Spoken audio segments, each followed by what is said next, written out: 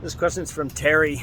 Terry asked, how much are you raising your rent because of inflation? That's not really the way it works. So we charge, as a property management company, and a pretty efficient property management company, we charge what the market will bear. So we charge as much rent as a tenant is going to pay within a reasonable amount of time. Vacancy gets extremely expensive, so we don't want the property sitting vacant because it's costing our property owners a fortune and thousands of dollars a month in rent.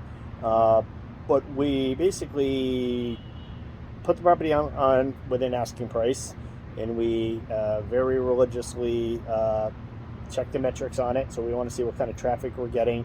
We need to get X number of inquiries a day, and X number of those inquiries that folks who actually ask to see the property.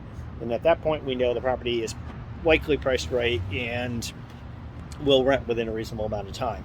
So what we're not basing it on would be things such as inflation or our expenses. And it's kind of a common question. Owners will ask us, well, tell us what their mortgage payment is. And that's just not something that comes into the equation. So your expenses as a property owner are not something that actually really matters relative to what a tenant's going to pay for your property, whether they're going to pay more or less. So if you have a very expensive air conditioning repair that costs you $7,000, if your mortgage payment somehow went up, whatever it would be, your expenses do not matter to a tenant that's looking for a place to live. So we charge the absolute most money that we can get from a tenant, and that is not relating to any outside factors. Now, I mean, as far as inflation goes, I mean, rents do tend to go up in an up market when real estate is doing well, and unfortunately for tenants, rents tend to go up in a down market as well. So rents, generally speaking, rarely ever go down.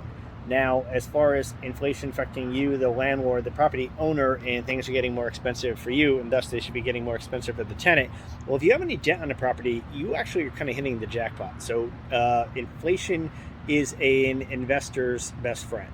So yes, when I go and get gas, yes, when I go and buy things that help me have a rental property, much more expensive.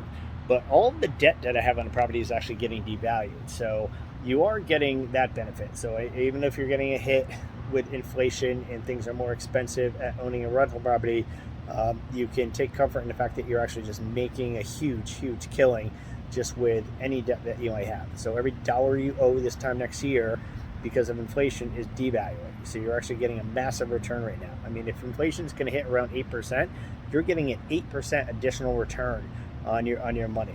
So yeah, we can't really. So what you should base your rent on is how much you can get, from a tenant. And that's how much you should rent your rent on. All right. Good luck.